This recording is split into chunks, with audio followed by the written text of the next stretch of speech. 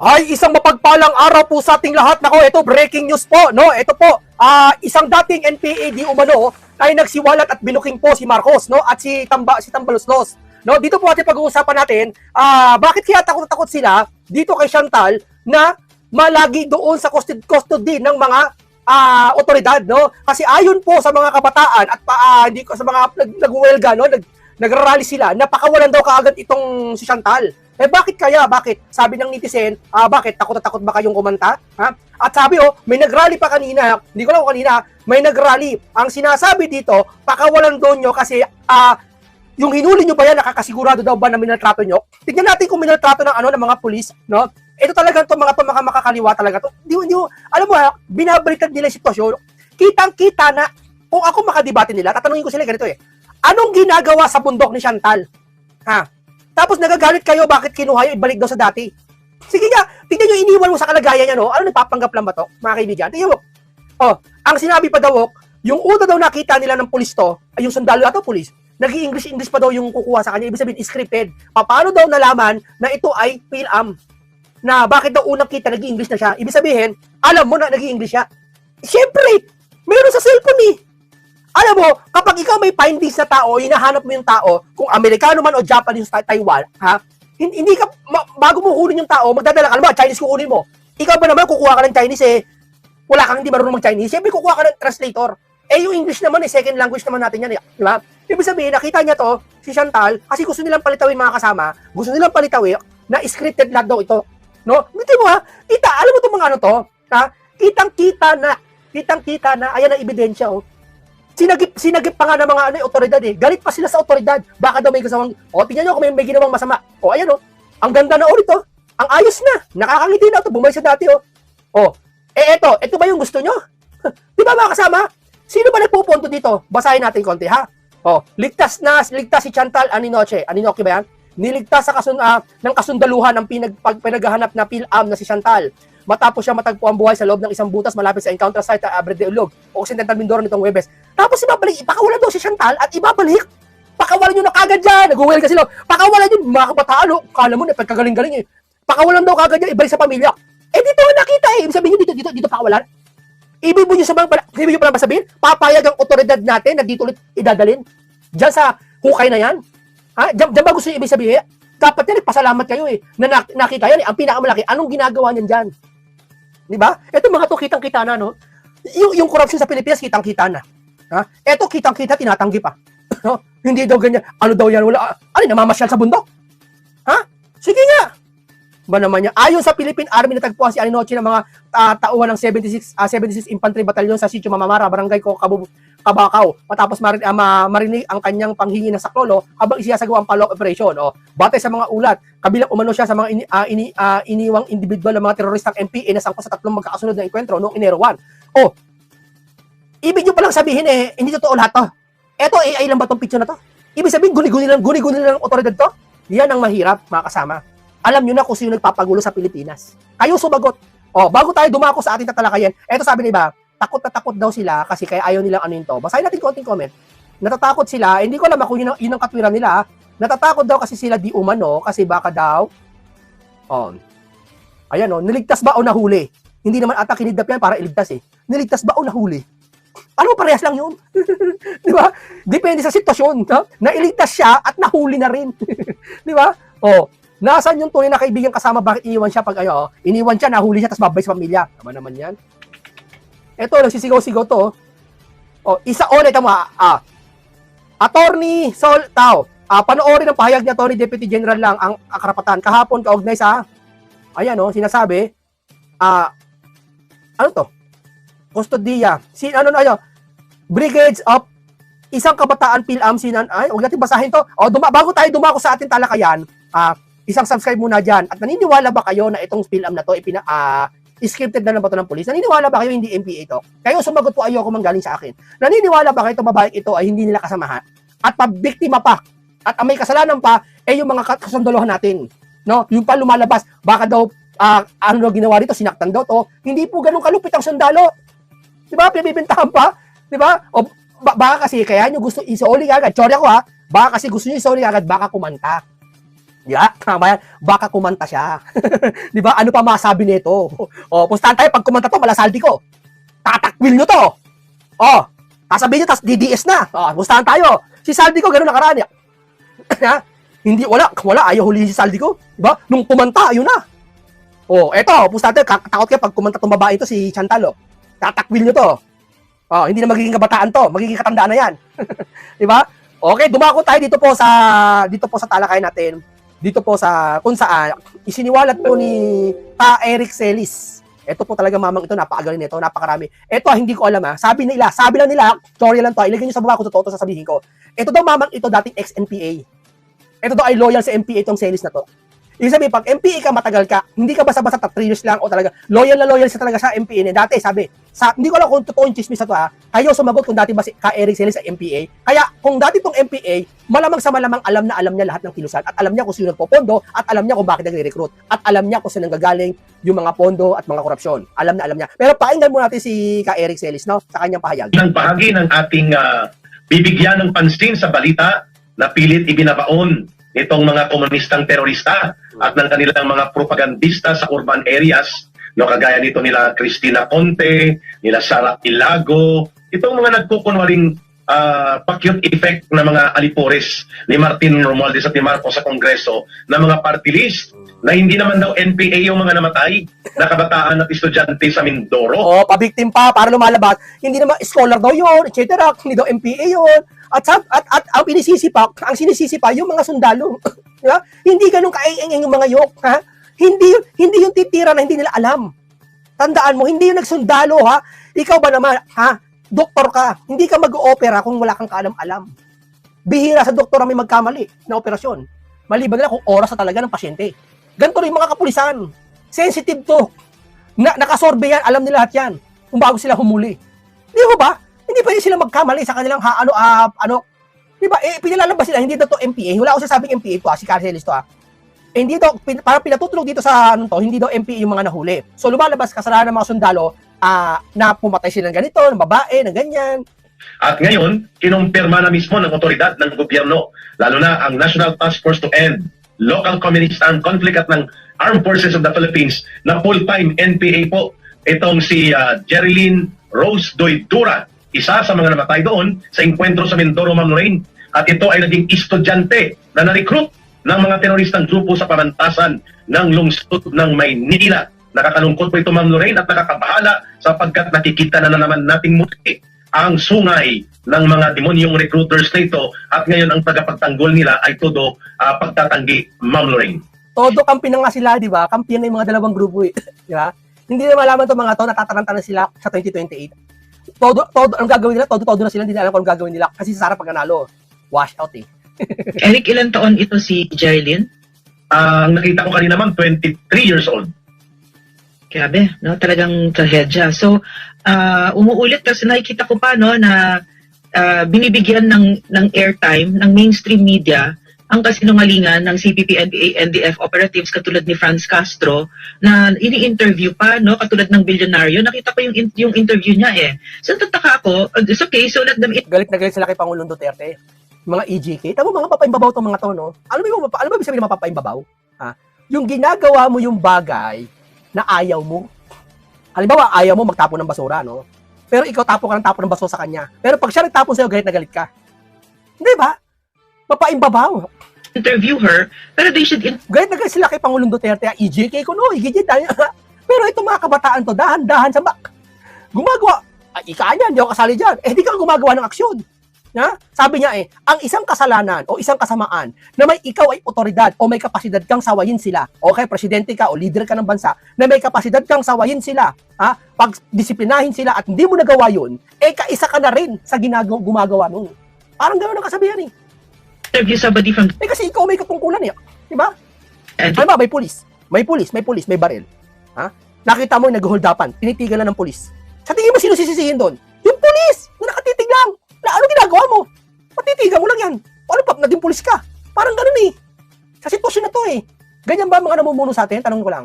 Tititigan lang ba natin itong mga to? O talaga mas malalayo yung sinasabi nyo kay Duterte kaysa sa mga to? Kay Duterte para sa bayan. Itong mga to para sa bayan ba ginagawa ng mga to? Sumagot niya kayo? FLCAC as well, di ba? Pero yung, again, Eric, no, mga kababayan, yung kagandahan dito, ay mulat na yung taong bayan, nakikita ko, alam na nila, pero ang, I don't know if the word is admirable, no?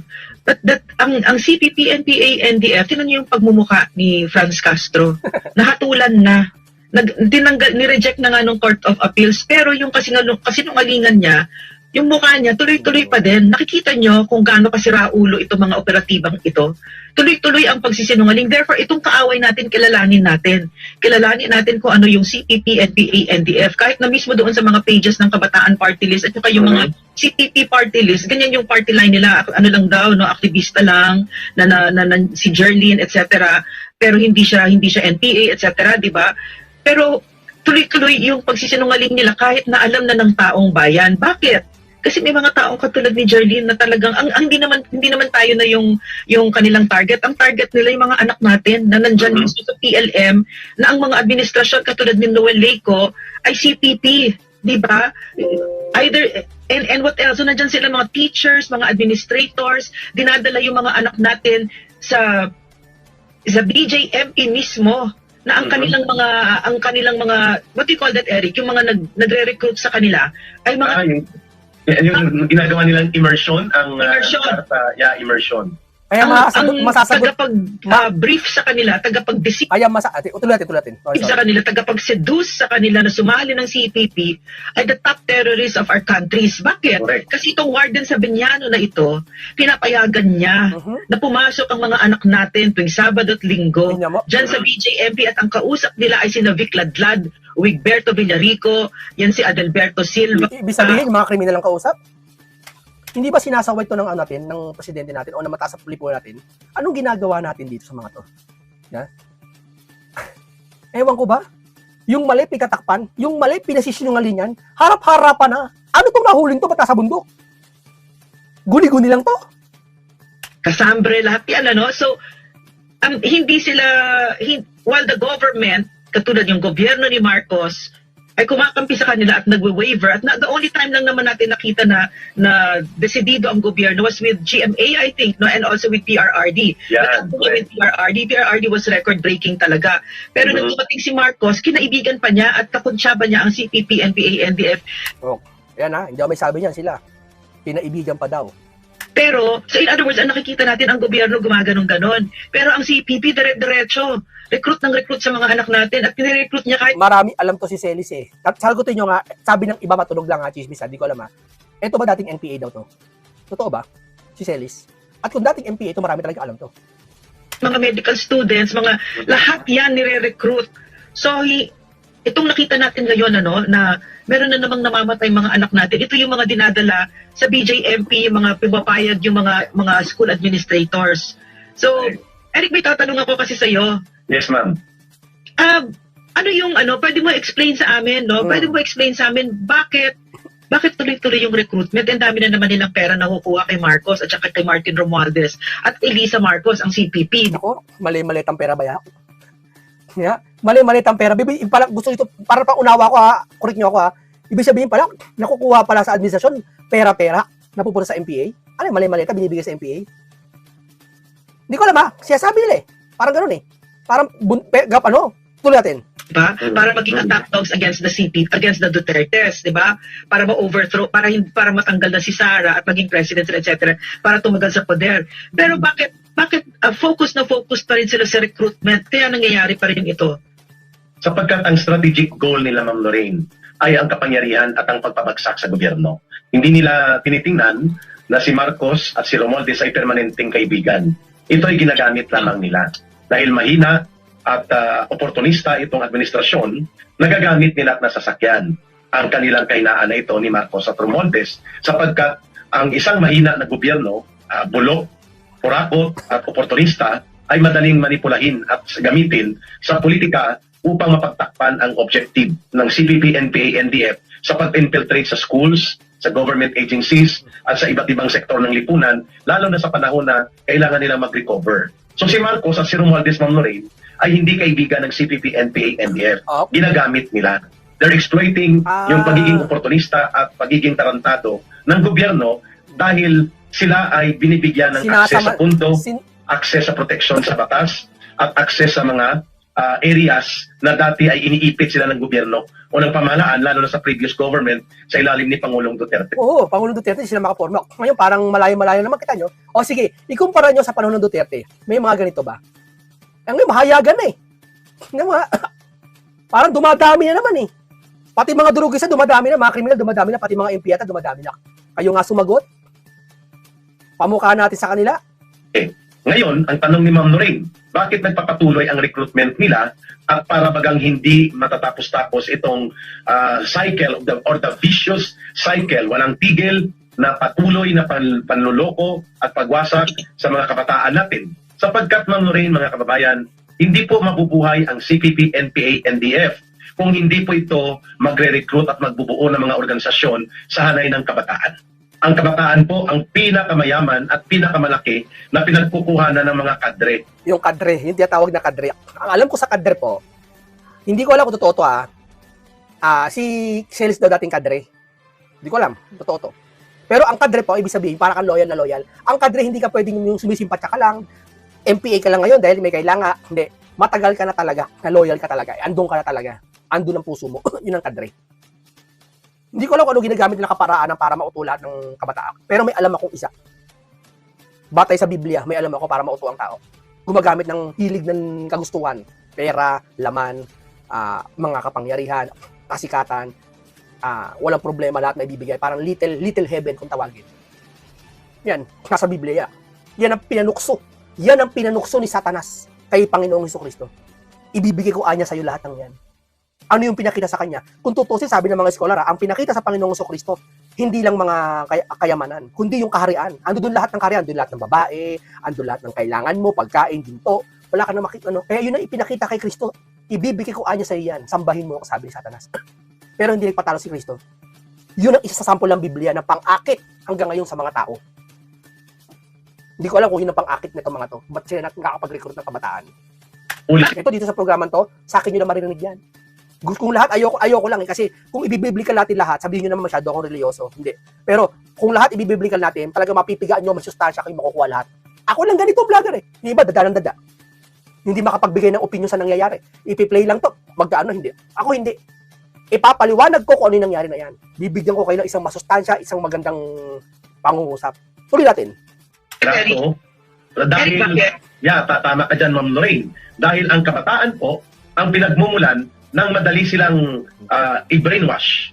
May abilidad ang kabataan na madali mo silang turuan at bigyan ng mga teorya, i-training. Kung ikukumpara po doon sa mga kapatid natin o kababayan natin na mga nanggaling sa mga batayang sektor, lalo na po sa manggagawa, magsasaka at katutubo, it will take years to train them to become leaders or party cadre and party operatives sa Communist Party. Pero ang kabataan, dahil sila po ay nakapag-aral sa kolehiyo, mayroon silang advantage sa tinatawag po na book knowledge at mayroon silang facilities na madali silang mag-absorb ng mga itinuturo, sila ang focus para recruitin at maging leader at tagapagtaguyod ng CPP, NPA, NDF upang gawin sila na tagapag-organize sa iba't ibang sektor.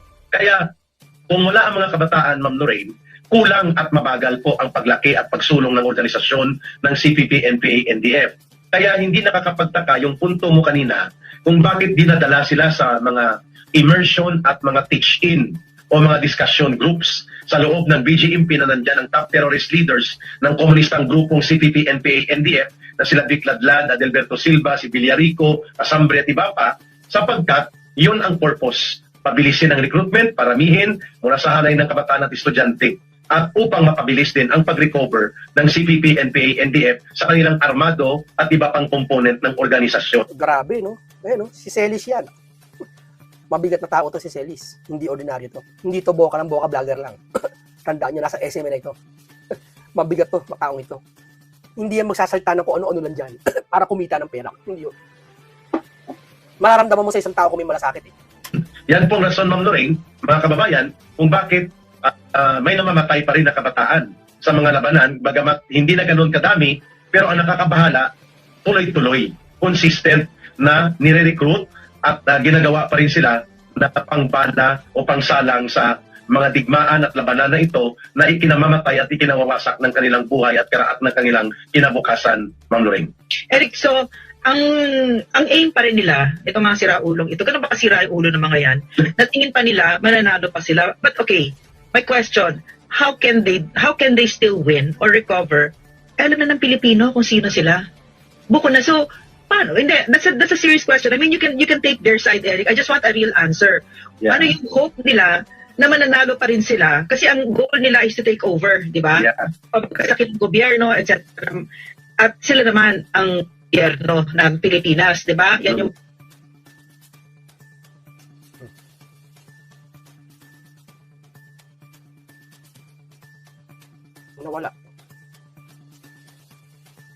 Nawala. Sandali lang po mga kaibigan Nawala. mga pangarap ng mga siraulong Franz Castro na yan, mga baliw. So, Correct. paano mangyayari yon kung ang Pilipino, tinitingnan nila yung social media nila, o di ba, winawasak na sila mismo, di ba? What is their hope of ever winning? Pwede pa ba? Malabo ang katotohanan na mananalo ang CPP, NPA, NDF. Kung sila ay mananalo at sinuportahan sila ng taong bayan, di dapat noon pa. 57 years na sila na naghahasik ng lagim ng Yes. kalokohan at panloloko at mga kasinungalingan. So bakit pa rin nila inuulit at pinagpapatuloy? Yun ang tanong ni Ma'am Lorraine. It is already a lost cause, not just hopeless, but lost cause na ito, ma'am. Ang buong mundo ay tinalikuran na po ang komunismo. Ang buong mundo ay tumalikod na po sa paniniwala na ang alternatibo sa lipunan sa pagbabago ay armadong pakikibaka, ang komunismo, ang sosyalismo, lahat ng nag-imbento nito ay tumalikod na. Naiwan na lang Oo, iba na paraan ngayon. Hindi na ganyan. Sila-sila na lang. Alam nyo bakit nagpapatuloy yan para sa storya ko? Ba't nagpapatuloy yan? Kasi may nakikinabang. At habang yung mga nasa pababa, pinapakinabangan nila. Para mga chess lang yan Ang nakikinabang yung mga hari lang. Yung mga pawn, sinusugod lang. Oo. yung component sa governance sa North Korea, sa China, sa Cuba, sa Vietnam. Pero sa buong... At saka yung komunismo na form ng CPP, NPA, NDF, magkaiba sa China, di ba? Kaya mayaman ang China, ang Vietnam ay kaya umaandar, ang Cambodia kaya umaandar. Sa kanila, in other words, hindi na komunismo yan, terorismo na yan, di ba? Yun po ang tamang termino. Kaya nga, ginagamit nila na brand and cover ang komunismo para mabigyan sila ng political and ideological definition, pero ang kanilang esensya at ang substance ng kanilang ginagawa, terrorism. I conform to that. I agree to that. Ngayon, ma'am, bakit nila pinagpapatuloy? Nagre-recruit pa rin. Sa tingin ko, dalawang bagay. Una, ginawa na nila itong negosyo. Pinapakinabangan nila ang pagkukunwaring sila ay mga crusaders, militant groups, and liberators of social and political problems ng bansa. Yan ang kanilang narrative. Sa tingin ko yan, naging enterprise nila ito. Wala nang pagkakitaan, ma'am Yan ang totoo na hindi nila maamin. Hindi nila makayang aminin Hipokrito nga. Pangalawa, mayroon din pong elemento ito, ma'am, ng psychological distortion sa isipan. Sa kaisipan nila. Ito yung sabing manipulator. Ito na yung sinasabi ng manipulator na ginagamit ito sa ibang mga organisasyon na kung saan yung mga member ay mauuto. Kagaya ng mga peking relihiyon, mga peking samahan. Ang gusto lang makinabang. Totoo to, nasa psychiatrist to. Tama pa rin ang ginagawa nila. Pinipilit nila ito. Ikaw, ma'am, ay medical doctor. Psychology pala. By training and profession. Alam kong naiintindihan mong delivery ko ng message na ito. Pwede ko ang sabihin, ma'am, may level ng pagkasaltik, detached from reality. Psychological distortion talaga ang nangyayari. Yung pinapaniwala mong sarili mo, na tama pa rin ang ginagawa mo. Yeah. Ang narinig ko niyan, ma'am, ang tawag ng mga psychologists or trained psychiatrists and psychologists, yung neuroplasticity. Yung parang inuunat mo yung brain mo to accept something out of, hindi na siya real, pero pinapapasok mo pa rin sa isip mo na tama ka pa rin. Neuroplasticity is a good thing. It's a good thing kasi you're learning new things. Parang ganito. Di ba, minsan pag sinabi ko to, ito, lalagyan ng cellphone to ulit Pag sinabi ko ito ay isang baso, hindi ka maniniwala Hindi ka maniniwala, baso to. Ako lang nagsabi. Pero kung ako ay mataas sa lipunan, at ako pinaniniwalaan, mayaman ako, at kaya kitang bigyan ng pamumuhay, at sa akin ka kumakain. Pag sinabi ko tong baso to, maniniwala ka. Kahit alam mong lalagyan ng cellphone to. At pag nagtagal, lagi ko araw-araw sinasabi, baso to. As pag tinago ko sa'yo, may imagine mo, baso nga yun. Kahit hindi naman. Pero mapapaniwala ka na baso yun. Hanggang sa hindi mo na nakikita tong bagay na to, ilang buwan na, baso nga ba talaga yun? napapatanong ka na. Naluloko na yung brain mo. Yun ang sinasabi ko sa inyo. And you're Ako lang nakakapag-explain ng ganyan. forming neurons, diba? Pero sa kanila, illusion na lang yan, talagang delusion. So there's a mental disorder already. As you all know, Disorder diba, we've dealt with them. Yeah. Pero Eric, paano kasi yung tanong ko, makaka-recover pa ba, di ba? Pero paano kung yung gobyerno ay si Marcos na napakatulak, magnanakaw, etc. Kasi kaya ako tinatanong yon kasi ang nasa isip ko, gusto ko talaga na president si Inday lang kasi para matanggal ang salot na ito. Dapat ganyan, katulad ni Digong, katulad ni Inday na very clear. Kasi pagka ibang candidates, they're going to compromise with the CPP and even use them, di ba? Collaborate with them. Like we have seen. Di ba? So my question, I'll rephrase it, no? I'll repeat it, no? So if the government, how are they going to recover? Will recovery be possible with a government that's so corrupt? Maganda yung punto mo, Mama. Yeah. Ang kuha ko kanina ang tanong mo kung magtatagumpay pa sila, malabo. Pero is there a possibility of rebound or recovery on their part kahit hindi sila mananalo na? Yes, that is a possibility. Yeah. Na pwede silang muli lumakas, lumawak, but winning or being victorious, ibang usapin yun. Na maaagaw nilang kapangyarihan, mapapabagsak nilang buong lipunan at na sila nang maghari, malabo. Pero yung antas na pwede sila muli makapagasik ng seryosong damage o seryosong pagkawasak sa ating lipunan at antas na pwede tayo muling maapektuhan ng problema ng communist terrorism kung makarecover pa ba sila sa isang gobyerno kagaya ni Marcos at nila Romualdez, that is a possibility. Kung hindi po matatanggal sa kapangyarihan itong bulok at tarantadong gobyerno ni Marcos at Romualdez. I would subscribe to that. Oh my goodness. Kasi ang faktor doon, lulugmok ang ekonomiya eh. Yeah. Lala na ang korupsyon. Alam ba to ng mga mataas na senador? Itong revelasyon na to. Revelasyon na to eh. Tingin ko eh. Hindi lang pinakiinga siguro si Celis kasi hindi naman siya senador eh. Pero magugulat ang senador dito pag nalaman to. Dapat senador ang kikilos dito. Para sa akin, mataas na. Wala na kasi tayo inaasahan na mas mataas na kikilos sa atin eh.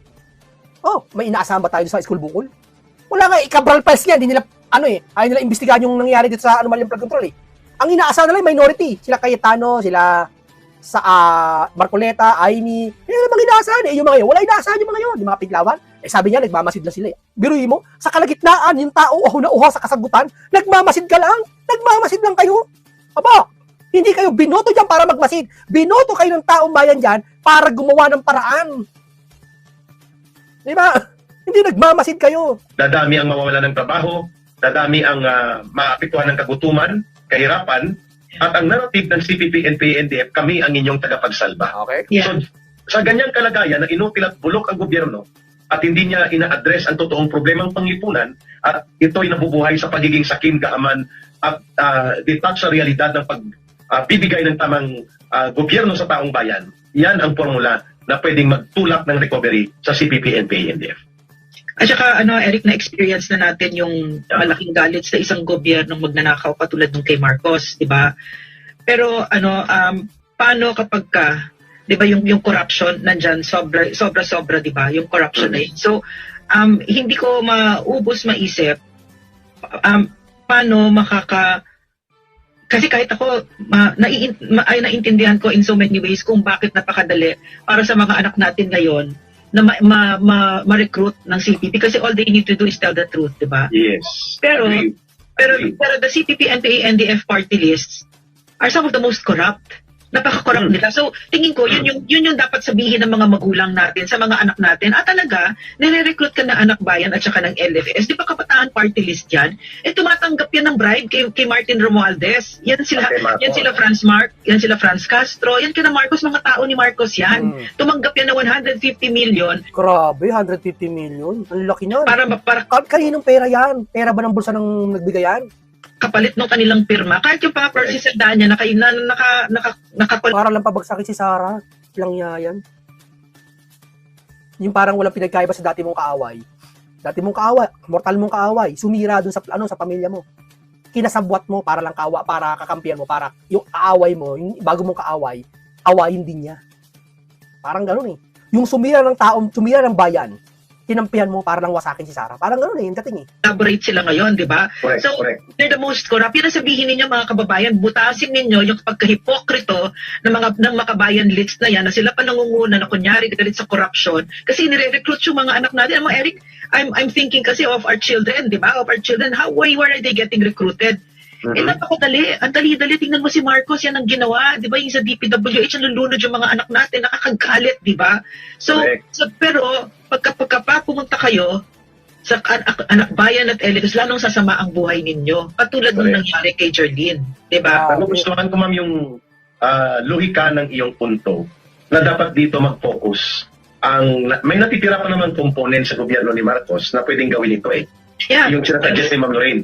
We are referring to the National Task Force to End Local Communist Armed Conflict. We are referring to the National Intelligence Coordinating Agency, to the Armed Forces of the Philippines, to the Philippine National Police, na hindi naman mapigilan ni Marcos na sabihin niyang huwag niyong gawin ito.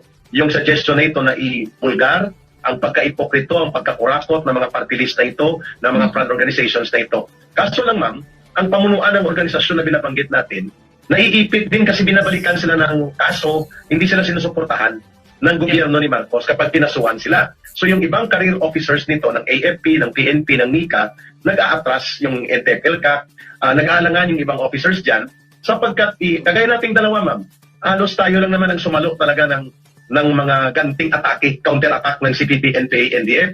Dahil sa ilalim ni Marcos, kinonsidera tayong dalawa, ang mga kagaya natin at mga kasama natin noon, ma'am, na nandito sa political opposition group or political opposition side, parang kalaban tayo ng gobyerno na hindi naman dapat dahil tayo ay legitimate critics but we are not destroyers of government. Kaya tama ka doon sa iyong suggestion. Kasi minsan yung nakakapansin ng mali, yun na makapagpababago sa iyo eh. Totoo yun. Halimbawa, pangit yung damit mo. Pag masinita ka na pangit ang damit mo, magagalit ka sa sumita sa'yo. Dapat ka matuwa. Kasi sinita ka, ang tagal-tagal ng pangit-pangit yung damit mo. Butas-butas halimbawa, hindi ka sinisita, walang sumisita sa'yo. Akala mo tama yung ginagawa mo. Kaya mas maganda, pag sinita ka, oy, pangit yan. Pag sinita ka, magagalit ka. Para sa ikabubuti natin yun. Tama, mali. Ako ang banggit ni Ma'am Lorraine na ang information attack or ang tinatawag dyan, ma'am, ang technical term is information operations na ginagawa dati natin nung panahon may strategic communications group, ang NTF-ELCAC na malakas ang loob, nandyan ka, nandyan si Atty. Busantog, nandyan sila General Parlade, yun, malakas yun. At may programa ang NICA, Ma'am Lorraine, ha? Natataka ako doon sa Chantal eh. Bakit gustong-gusto nila, ito, sorry na naman sa akin yan, sorry lang ha. Bakit gustong-gusto nilang pakawalan kagad ng otoridad? Bakit? Baka kumanta? Tanong ko lang. Tama tayo dyan na every weekend, Sabado o kaya Biyernes, iniikutan ng mga schools, nagbibigay tayo ng mga pagpapaliwanag na kagaya nito. Wala na ito lahat ngayon, Ma'am Lorraine. Bakit? Bakit? Kasi kaibigan ng Pangulo ang CPP, NPA, NDF. Yes, at ginawa tayong example. Sige nyo, gawin nyo yan at gagawin namin ang ginawa namin kay Lorraine Badoy at kay Eric. Na ihaharas namin kayo ng kaso kaliwat kanan. Oo. Yun, di ba sila nagsisi? Yun ma'am, wala na malakas loob sa AFP na gumawa ng ganito, ma'am. Sa sinasabi natin na dapat i-vulgar sila. I-confront sila sa loob ng schools, university, sa media. Walang gumagawa, ma'am eh. Si General Torres na nakikita. alam mo, Eric, no, mga kababayan, kasi depende talaga sa inyo, no, kung gusto niyo na ba, yun yung paulit-ulit nating tinatanong noon, di ba? Gusto niyo ba matapos ito, di ba? Oo, sagot ko talaga, oo, dyan. Ibigay niyo buhay niyo dyan, tumalon tayo lahat sa bangin ngayon, di ba? Kasi ano yan, Cabral? sila, itong CPP na ito, binigay na nila ang buhay nila dito. Diba sa tayo, ibigay natin ang buhay natin dito kasi ang pinag-uusapan natin, hindi lang yung mga anak natin, kahit mga apo, budget ng bayan natin na apektuhan, lahat na apektuhan. Apuhan na natin. Hindi ba action na mataas otoridad sa atin? Wala ba magagawa mga senador dito? Ang pinag-uusapan natin. So talagang ganun ba yung labanan? At puso talaga wala akong pake. Demandahin nyo ako, tara. Buti na lang meron tayong Atty. Busantog. Yes. Na talagang tinutulungan tayo at intindi niya na ang laban na ito ay hindi lang laban namin dalawa, laban ng Pilipinas ito para sa mga anak natin. So tuloy-tuloy lang. Eric, may tanong ako sa iyo. Ano ang nakikita? Okay na to, wala na yan. Ano na yan? Ito po, dito lang po muna tayo. Sa atin lang to, na-chorya ko dito. Itong si Chantal. Ano ba to? Bata sa bundok? Hindi ba MPA to? Ano to nilagay lang dyan? Ano yung props? Ano to? AI? Bakit minamadali nyo na pakawalan to ng otoridad? Takot kayo? May makanta to? Interrogation ba tawag doon? Yung ma-interrogate ka? Yung may ilaw sa gitna? Ma-corner ba to? Ma-kumanta?